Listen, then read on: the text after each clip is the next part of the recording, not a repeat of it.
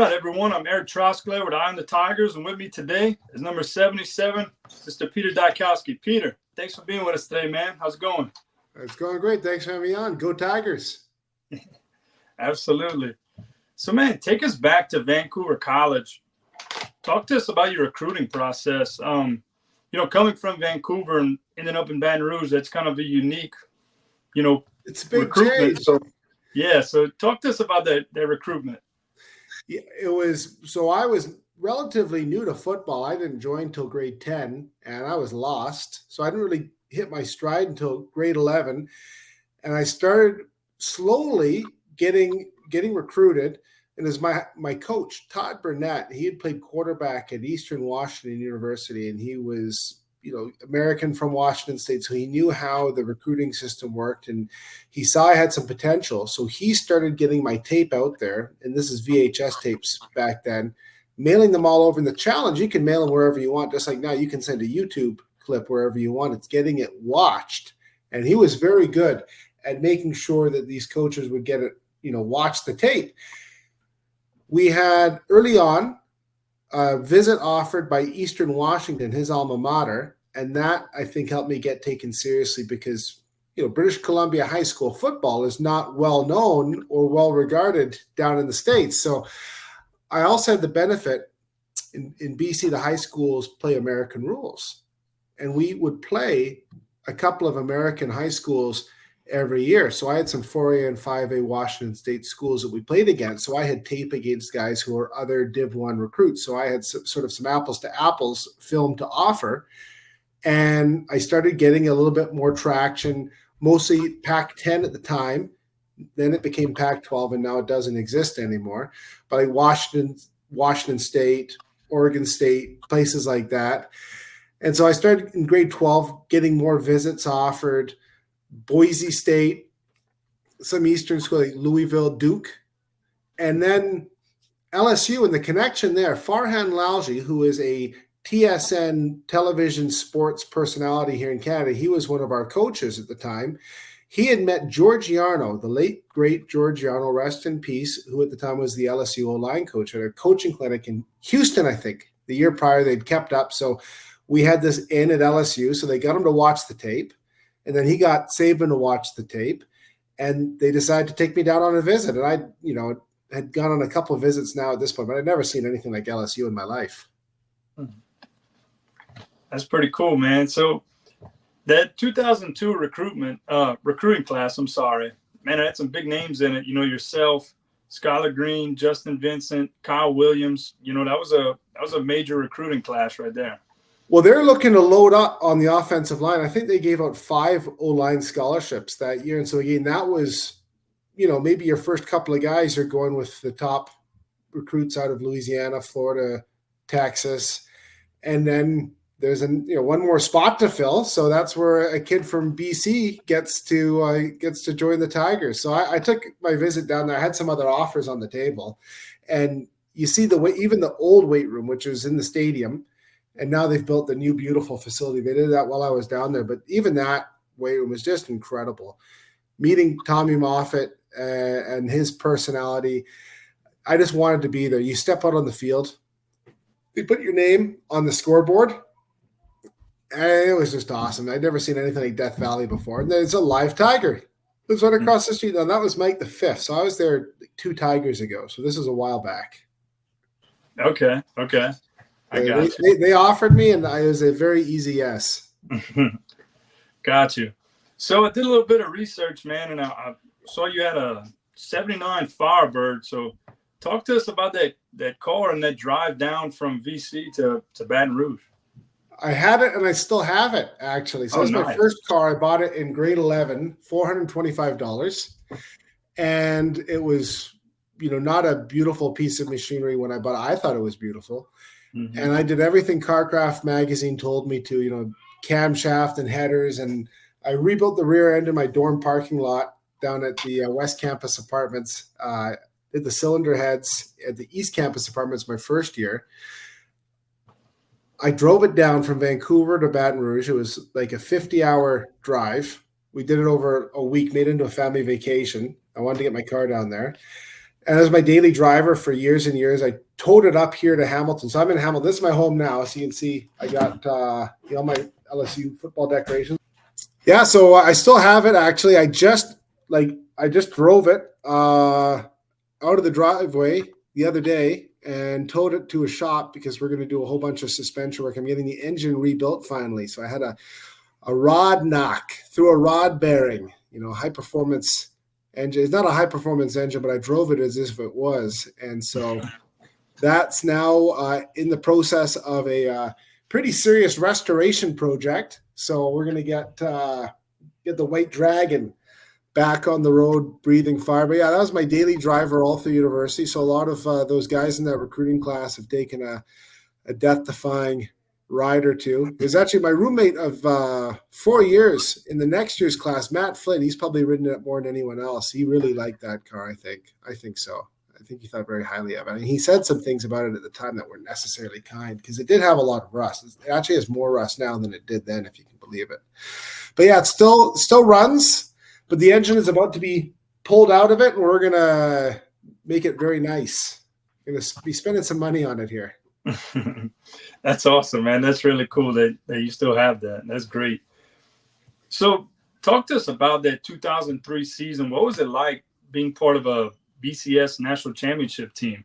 Oh, well, first off, the adjustment coming from BC high school football to LSU, that was night and day. That was a real wake-up call. I showed up in July, and I jumped right into the summer conditioning program, and I nearly died a few times because I'd never, experienced heat like that before. I'm sweating now just remembering it, right?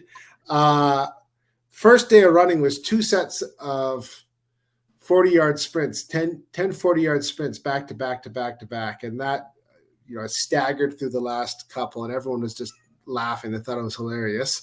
And then we had the conditioning tests. We had the 16 110s. That was Saban and Moffitt's deal, 16 110s. And I think I got the first 15 in my time. And then the 16th, I just collapsed. They had to haul me into the training room. That was an eye opener. But yeah, the 03 season, that was everything about it was a trip. It was just a terrific program. And then we've got Nick Saban, the greatest coach of all time. And we had a loss. Who'd we lose to that year? Florida.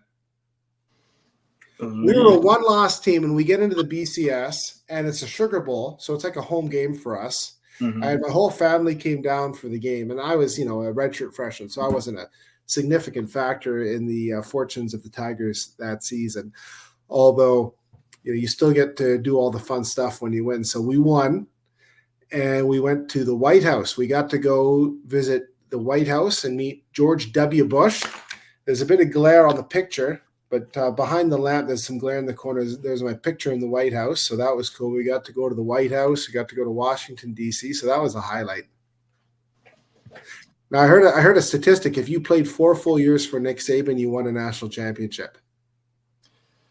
That's pretty cool. I would believe that, man. Like you said, he's the greatest to ever do it. So I would definitely believe that. So then we had the 04 season. We had – I think we had a loss in the regular season, lost to Auburn, I want to say, and then we lost in the Capital One Bowl. You can check all this after the fact, but we lost our bowl game too. But it was the day before the game. He told us he was going to Miami to the Dolphins, and it was like a spell was broken because he had a magic hold over you. It was amazing. It was just magical. He was a bit of an asshole, right? But like the greatest asshole of all time. So it was great to play for him. He got a lot out of you. So when he said he was going, it was like a spell was broken. It was a crazy feeling in the room when he made the announcement. And then we played the next day and we had like a busted coverage and they got a last second touchdown. But that was against Iowa, right? Iowa, yeah. Yeah, I remember that. And then we had Les Miles. And Les is another, huge personality, great coach, great at what he did. And we had a lot of success with him. My senior year, we won the Sugar Bowl. We won the Sugar Bowl again. So I got 2 Sugar Bowls. We beat Notre Dame. So that was a lot of fun.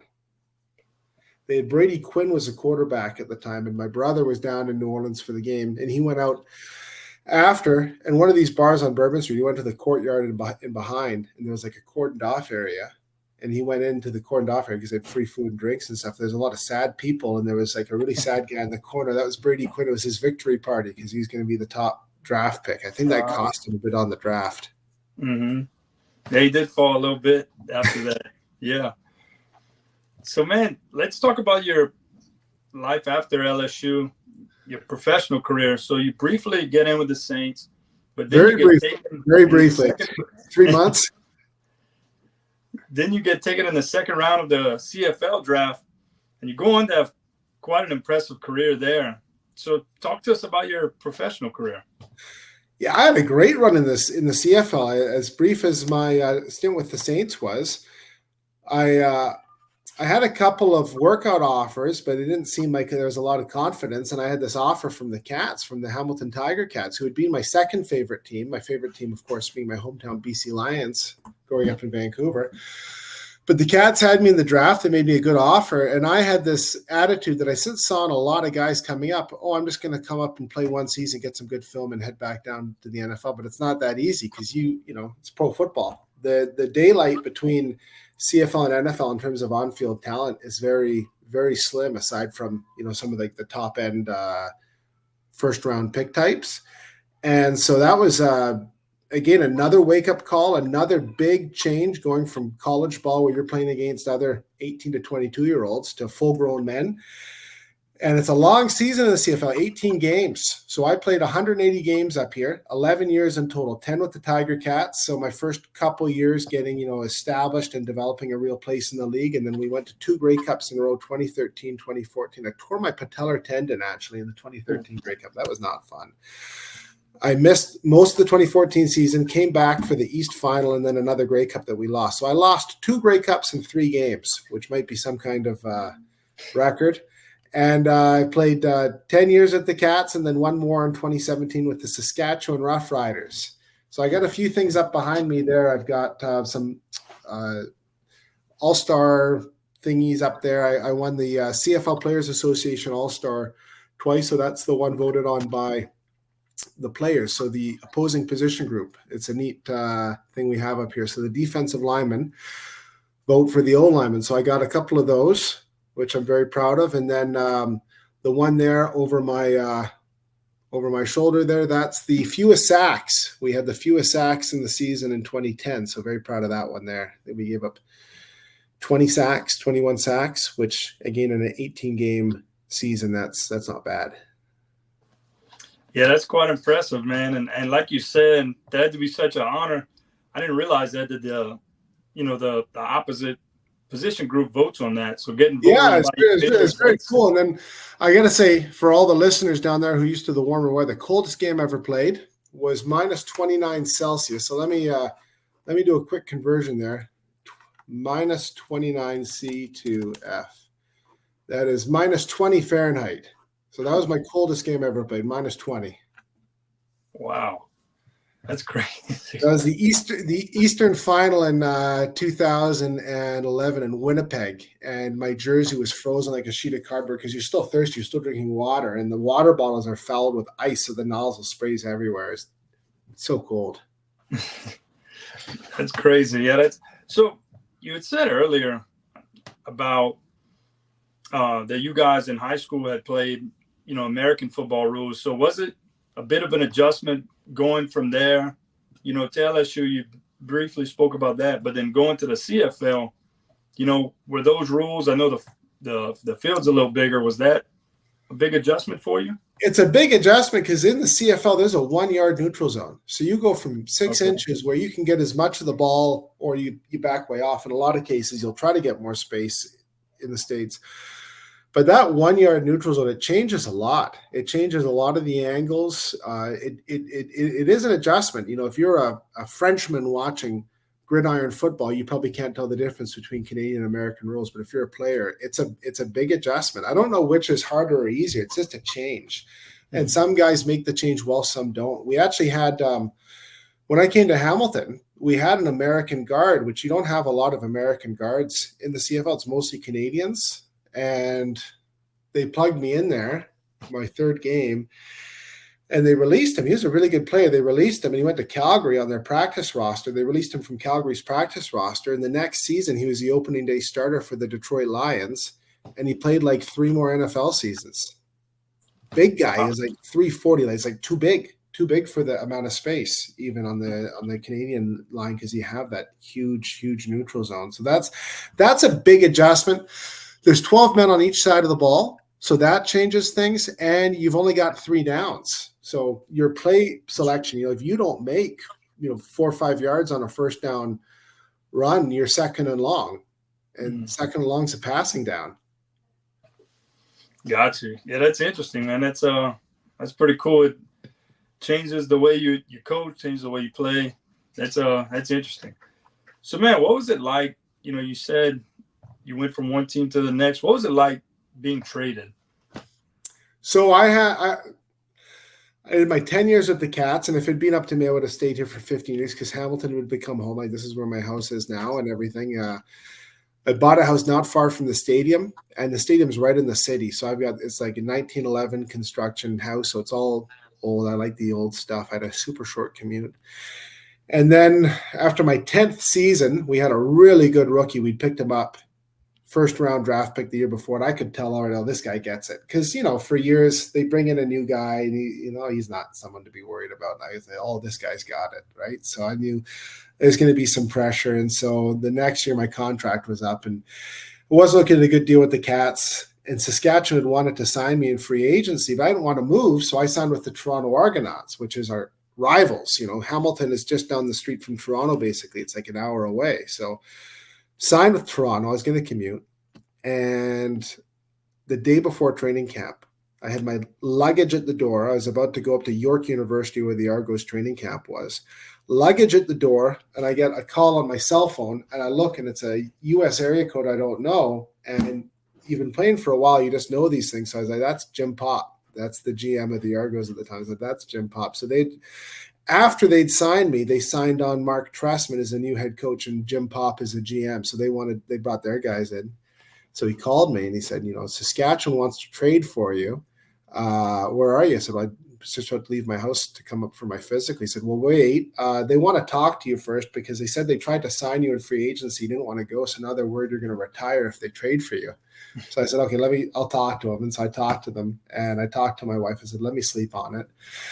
We talked about it at home and I figured, Saskatchewan wants me 1 year. It'll be fun. A lot of guys, we had a baby at the time. So I called him back the next day, said, okay, let's do it. And I don't know if Toronto called Saskatchewan or Saskatchewan called Toronto, but obviously Toronto wanted to deal me and Saskatchewan wanted me. So I figured go to the place that wants you. And I went out there and it was great. It was a great experience. The coach there, Chris Jones, he was, he's a legendary coach in the CFL. He said, we know you can play, so you don't need to prove it in practice. We want to develop the young guys anyway, so just show up on game day. We'll take it easy on you in practice. I did half reps in practice that whole season. I felt great because I'm in my 30s now, 33, 34. And I had a great last season. I felt really good. We had a really good playoff run. We got, 40 seconds from going to the Grey Cup again, and we lost in the divisional final on a, beautiful last drive conducted by our opponents. So no shame in that. And that was my career. I thought I was going to play for another couple of years, but a few weeks before training camp the next year, Saskatchewan cut all their old guys. I'm getting choked up thinking about hiccups. That was just hiccups. Not emotional. They cut all their old guys the same day. And the funny thing was, I was talking to my wife like a month prior, and we're thinking it was tough going to Saskatchewan again. I got this young family. Do I want to go and play another year and get beat up and everything? And I said to her, they need me. My team needs me. And then they cut me right before camp. So I stayed in shape. I was in shape. I had a few offers over the year, and I got some that I turned down that just didn't seem very good. And I thought, you know what, these are offers I'd be jumping at 10 years ago. So I'm obviously done. So I retired 2018, and that's 6 years ago now. So life is good, no complaints. You saw one of the little girls. I got one other one, a 5-year-old, and I have no complaints. I had a wonderful football career. The Tigers took a big chance on a kid from Vancouver, and I gave him a really good senior year. It took me a while to work my way onto the field, and I had to put in my time. I finally got on the field meaningfully my junior year, and I broke my foot. But then my senior year, I got to start the whole season. I had a great run. We won a Sugar Bowl, and then that set me on a wonderful CFL career. So I've had a lot of adventures as well, and football was the reason for it. And I wasn't a football kid growing up. I played soccer and Little League and skiing and tennis, and then it was that coach, Todd Burnett, who got me in the weight room, got me recruited. So I owe him a lot for this beautiful football adventure I got to have. That's awesome, man. That's pretty cool. So going to off the field, clearly, you're a smart guy, 3-time SEC honor roll member. You were on Jeopardy. Talk to us about that experience. How did you get on Jeopardy? What was that whole experience like? Hold on a second. I don't know, four-time SEC honor roll. Oh, 4-time. I'm sorry. I don't know that on the internet they've lost one of them. But yeah, I got to go on Jeopardy with Alex Trebek. That was very cool. I qualified. They're doing the online test right now. So if anyone's watching and thinks that they'd be good at Jeopardy, you can qualify online. Go to Sony Pictures Studios. The ad popped up on my Twitter, and I was like, well, they think I should try out again, but they don't let you go twice. So I went on. Third place, bronze medal, but I got $1,000. So basically a free trip to Southern California.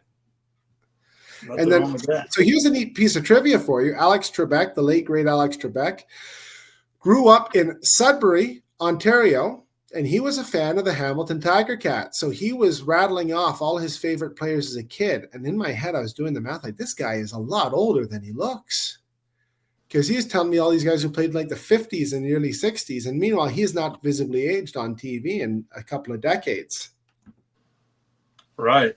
Yeah, he did. He seems like, now that you say that, from when I was a kid till, just the last couple of years, he started looking, he was ill so he started, but, for like 25 years, he did not visibly age at all. Right. I definitely agree with that. So, man, tell us what's Peter Dyakowski up to now? Well, I've got a business here in Hamilton. I've got a bunch of buildings, like little, couple of story walk-up sort of things. So looking after all that, bunch of commercial tenants, bunch of apartments. So that keeps me busy. A few restaurants, student residence complex out by McMaster University here. So running around, I've got a good staff. I got a great property manager, wonderful staff. I've built a great team. I've got 5 full-time employees. So great culture. So that's good. I've got a few renovation and building projects. And then I'm also, I have an executive role with a tutoring system called Scholars.